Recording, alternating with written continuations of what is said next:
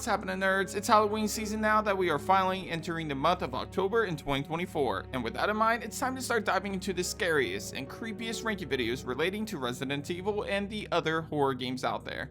And for today's list, we're looking at the scariest locations in Resident Evil. From spooky castles and mansions to our favorite laboratories full of terrifying BOWs, these areas are without a doubt the creepiest locations to explore throughout the Resident Evil franchise. To the point that you might find yourself wanting to get the hell out of these areas as fast as possible instead of picking up those extra valuable resources. Trust me, I've been there.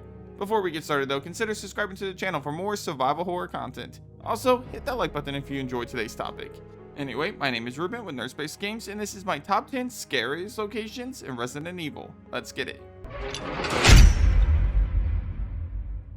Number 10, the Ecliptic Express, Resident Evil 0. Starting off the list with the earliest entry in terms of the Resident Evil timeline, we first take a look at RE0's Ecliptic Express. This is the train section of the game that acts as the starting location of RE0. Now honestly, I would probably rank this area a lot higher if it was just a tad bit longer or it had more iconic jump scares.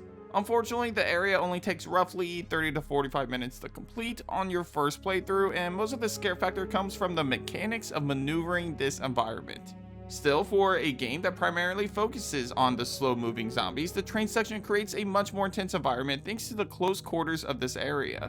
Unlike most classic Resident Evil games, you can't just keep your distance and take out the zombies before they reach you. However, thanks to the fixed camera angles and the very tight space of the train, you'll find dodging these slow-moving zombies is a much tougher task here than most locations in the universe.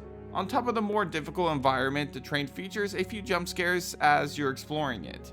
A few examples include a zombie bursting out of a fridge, dogs jumping through windows, and my personal favorite, the occasional zombie rising from the seats of each train car.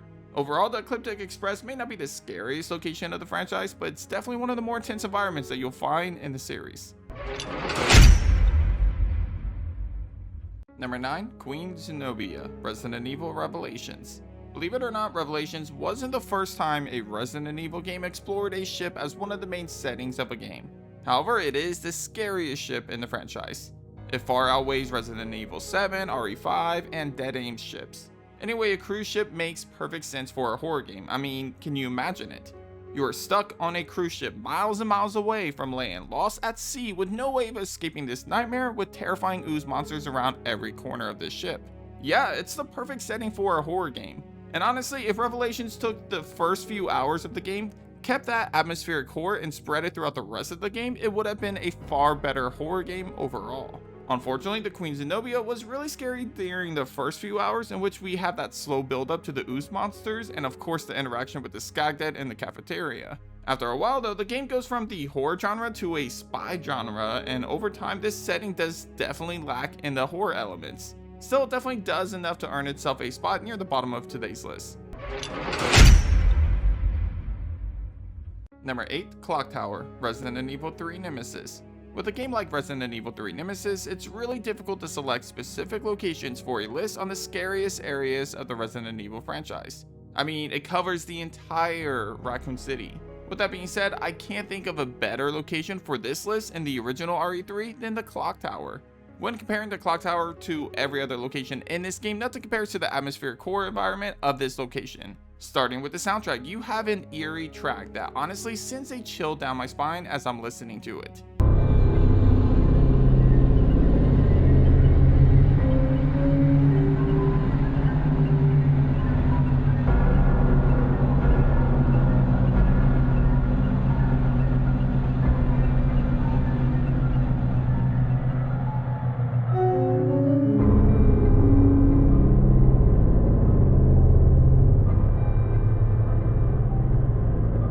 Honestly, this soundtrack reminds me of the music that we would hear when exploring the Spencer Mansion in the original game. It's unsettling, which creates the perfect vibe for a horror game setting. Speaking of the Spencer Mansion, this area kind of reminds me of the Spencer Mansion in the way that it's designed. Unlike every other location in Resident Evil 3, this clock tower has that gothic architecture style combined with elements of old Regency that we saw in the main hall of the Spencer Mansion. Then when you add in the amount of Nemesis encounters, giant spiders roaming around the second floor, and the insane amount of zombies literally bursting through windows to get Jill, then you can easily see why this is one of the scariest locations in Resident Evil 3 Nemesis. Number 7. Hospital, Resident Evil 3 Remake. It's not often that you'll find something in the remake of Resident Evil 3 ranking higher than the original, but I honestly have to give the remake a lot of credit for the set design of the hospital. Now look, the original RE3 is without a doubt the better and scarier game overall, mainly thanks to the better use of Nemesis in the original game, which of course makes the game much more terrifying than the remake. And in most of the areas in the original game, you'll find that the atmospheric horror is done better than most of their counterparts in the remake. However, in my opinion, the hospital is far scarier in terms of its atmosphere than the version that we see in the original game. Like the original game, we get to explore the hospital as Carlos, although we do have the option of exploring it as Jill as well, which I highly recommend because, you get the Magnum if you do. Anyway, thanks to the RE engine, the hospital looks extremely terrifying. Abandoned hospital beds, blood all over the place, zombies trying to break through windows, and of course, the RE engine's terrifying version of the hunters make their appearance here in the hospital as well. In fact, we get a new version of that classic stalker scene from the hunter that we saw in the original game. These hunters are scary as hell. They can leap towards the player and close the distance quickly. They can deal a massive amount of damage, and they have an instant kill attack if you get too close to them. But let's not forget about the survival section of the game in which Carlos has to face an endless horde of zombies and hunters until time runs out. Sure, this sequence is probably more action than horror, but it does give off the same anxiety horror feeling that we got from being overwhelmed by the enemies in the village section of Resident Evil 4. Between the hunters, the set design of the hospital itself, and the amount of infected around every corner of this hospital, this easily claims the title of scariest location in Resident Evil 3 Remake. Number 6. Rockfort Island Prison Block, Resident Evil Code Veronica. Rockfort Island is one of the most underrated settings seen in a Resident Evil game. Because this game is not overly loved by most of the community, Rockfort Island doesn't get enough appreciation in my opinion. In terms of the scare factor though, there's actually a few different areas to choose from. However, the scariest location on Rockfort Island to me is the prison block. This is the area that Claire spends the first hour or so in, and it's also a location that she eventually revisits later in the game before escaping the island. First off, the vibe of a prison seems perfect for a survival horror game. Walking around this section of the game as zombies are banging on the gates to escape definitely creates a tense atmosphere. To be honest, I kinda wish they dived more into this, as this idea was short-lived and really only used in a single section. Still, the prison block has other creepy jump scares, a zombie bursting through a window as you're exploring the bunks, a creepy scene of something watching Claire walk down the stairs, zombie dogs doing what they do best, creating jump scares by popping out of the blue, a handful of zombies breaking through windows in a hallway in which you don't have any weapons with you, a creepy ass doctor feeding on a dead body when you walk into the room. I mean, there's so much to admire in this small area. Again, it's not necessarily a location that's as massive as other areas of the game, but almost every moment, from the graveyard of zombies all the way down to the zombie with a sword through it, the prison block section of Rockfort Island is without a doubt the scariest part of the game. Number 5. House Beneviento, Resident Evil Village. So honestly, I've been pretty hard on Village. In my rankings of the entire Resident Evil franchise that I did earlier this year, I actually put this game really low. And my argument was that it lacked atmospheric horror and it didn't feel as scary as other Resident Evil games, which to me is a key part in a good Resident Evil game. Despite saying that though, after replaying the game recently, I realized that there are some shiny moments in this game in terms of horror. Castle Dimitrescu was pretty terrifying thanks to Lady D, her daughters, and the dungeon sections of the game. And the village section of the game is pretty unpredictable with the amount of lichens popping up out of the blue. Yet the area that I don't give enough credit to is House Beneviento. Now look, I understand that there's a lack of combat in this section. I mean, once you enter the house, literally all of your weapons are taken away and the gameplay of this section can be broken up into 3 parts: puzzle, stealth, and a game of hide and seek. Starting with the trail that leads to this house, you have the fog that kind of reminds me of the fog that we see in the Silent Hill games. You have monsters crawling out of the ground, and the eerie setting of the landscape definitely creates more atmospheric horror than we've seen thus far. Hell, you even got some pretty creepy hallucinations of Mia. Then when you get to the basement section of the house, things take a turn for the worse in the best possible way. The power goes out and eventually you'll come face to face with a giant fucking fetus. Seriously, who comes up with this shit? Anyway, you'll need to play a game of hide and seek in which the giant baby is it and you have to hide and run for your life. Eventually, after escaping this dark basement, you'll then come face to face with some creepy ass dolls in which you enter another game of hide and seek, only this time, you're it. You'll need to find Angie the doll in a house full of dolls before time runs out. All the while, you have that creepy ass laughing coming from her. Oh, and before moving on, I think it's worth mentioning the Shadows of Rose DLC as well. Technically, this is an alternate version of House Beneviento known as the Dollhouse, but I think since it uses similar mechanics, set design, and atmospheric horror, it's worth including for this entry as well. Number 4, Regenerador Lab, Resident Evil 4 Remake. Resident Evil 4 and its remake are not scary games. In fact, I consider Resident Evil 4 and its remake to be action horror instead of survival horror, but that's not necessarily a bad thing. These games are still a lot of fun, and for some people, they are their favorite Resident Evil games of all time. But in defense of the horror elements of the remake, there is one section that actually scares the living hell out of me every time I play through it. Actually, despite this being an action horror game first, this section kind of scares me more than a lot of the locations seen throughout the franchise. This, of course, is the Regenerador Lab found on the island section of the remake. While it does appear in the original game, the remake definitely delivers in the atmospheric horror department in a much bigger way than the original game. Coming into this area, Leon realizes that the power is out and it's pretty much dark as hell in this lab. So the goal is to get the power on, get the right keycard, and get the hell out of Dodge before the Regenerators get you.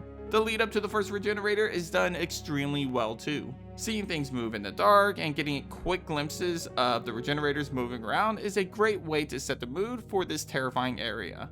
Then, after getting past the first Regenerator, you'll start to run into more as you try to maneuver your way through the dark corridors with Regenerators around every corner. On top of the fact that these guys are tough as nails to put down, they also make one of the creepiest sounds I have ever heard in a video game.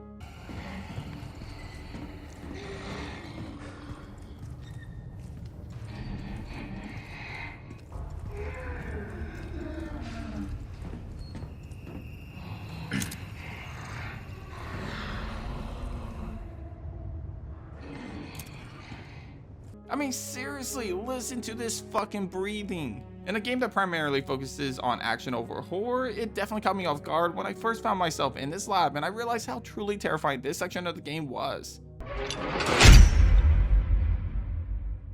Number 3, Main House, Resident Evil 7. Most would argue that RE7 is one of the scariest games of the franchise, especially if you consider the VR version. And honestly, I would agree with them. So taking a look at the Baker estate, there's a lot of areas in this game to choose from. For example, the old house full of Marguerite's insects is no joke. With that being said though, the main house of the game is still the scariest location in Resident Evil 7. For one, this is where Jack Baker stalks the player for the first half of the game. His constant presence as a stalker enemy gives Nemesis and Mr. X a run for their money thanks to how persistent and terrifying he is. Unlike those guys, Jack Baker actually taunts the player by calling Ethan's name and making comments as he chases Ethan throughout the main house. From breaking down walls to popping up with some of the best jump scares, Jack Baker is one of the most terrifying enemies seen in a horror game. Moving past him though, the main house has other elements to it that make it stand out in terms of the scare factor. For one, the set design. Just like the Spencer Mansion and Castle Dimitrescu, the design of the main house is iconic and helps create the perfect eerie setting for a horror game. Yet my personal favorite area of the main house is the basement. Holy hell, this section of the game is horrifying. First off, you have the mold all over the basement, giving the area a pretty dark and gloomy environment. But the mold also adds in a new layer of fear thanks to the fact that the molded creatures come from the mold in the walls. Since the basement is filled with the mold, you'll see crawlers and other molded creatures coming out of the ground and the walls as you make your way through the long and dark hallways of this basement. Seriously, it's one of the most tense locations in a horror game, especially on Madhouse mode. Not to mention, you also get to fight Jack Baker down here with a chainsaw, so there's that too. Number 2, RPD Station, Resident Evil 2 and its remake. I don't think anybody watching this video right now is surprised by my top 2 choices. Taking a look at the number 2 spot, we see the RPD Station in both the original and the remake of Resident Evil 2. To be honest with you guys, remake versus original, it's basically your pick of preference in terms of which RPD station do you find scarier.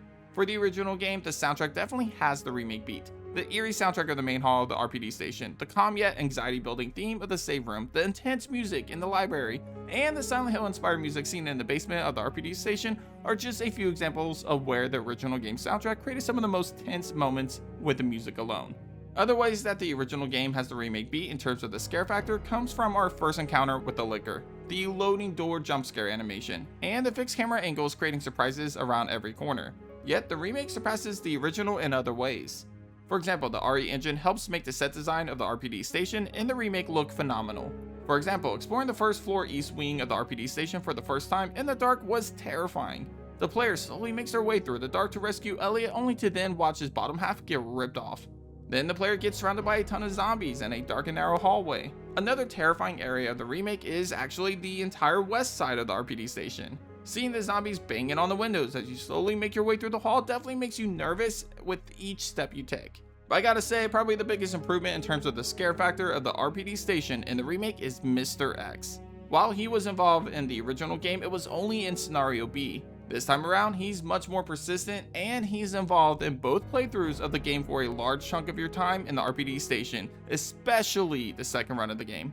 He's much more intimidating and faster than the version that we got in the original game, and honestly, I see this version of him being the best stalker enemy throughout the entire franchise. Yes, even better than Nemesis in RE3 and Jack Baker in RE7. His presence in the RPD station adds a new layer of fear as you can hear his footsteps throughout the halls as you're exploring the RPD station.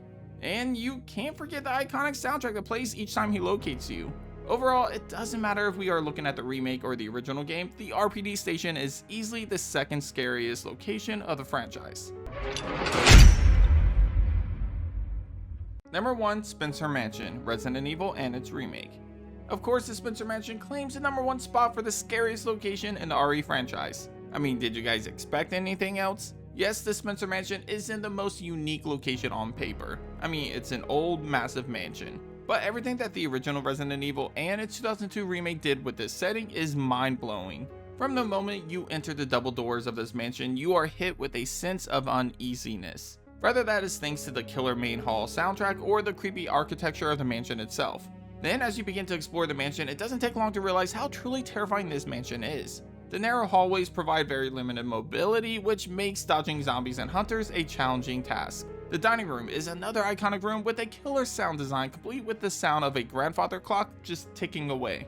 Our first encounter with a zombie is one of the most spine-chilling moments that you'll ever experience in a video game. Do you guys remember the first time you fell for that trap room with the shotgun? I do. I died because I was playing as Chris and my dumbass didn't realize it was a trap. And we can't forget about the most famous jump scare in the game and potentially the entire franchise, the dog hallway. In the original game, I shit my pants the moment one of those dogs jumped through a window, and I did it again in the remake when they showed up when you came from the opposite end of the hall. I mean, I could literally go on and on about the amount of iconic yet terrifying rooms in the Spencer Mansion. The fight against a giant snake in an attic or a library. A basement with one of the most insane soundtracks seen throughout the entire franchise. A balcony overlooking the creepy woods surrounding the mansion with your zombified comrade waiting to awaken from his slumber. I literally could keep talking about each room in this mansion and how each one of them strikes a different chord. But you know I can't move on without talking about how the remake made the mansion even scarier than the original. Probably the biggest new feature were the Crimson Heads. This mechanic took the typical slow-moving zombies and turned it into our worst nightmare by giving the zombies more power, more speed, and more endurance. And the sound of them rising from the dead a second time is something that immediately makes your heart drop. Add in the Hunters, the killer soundtrack, and the feeling of being trapped in the middle of nowhere, and you have the perfect recipe for a setting in a horror game. But that does it for this episode of Nerd Space Games. Hit up the comments and let me know what you think of my list. Is the Spencer Mansion the scariest location in Resident Evil, or is there a different location that deserves that title? Let me know down below. Anyway, if you haven't already, be sure to subscribe to my channel for more survival horror content. Also, leave a like on today's video if you enjoyed today's topic. But thanks for watching, and as always, I'll catch you guys on the next episode of Nerd Space Games. Take care.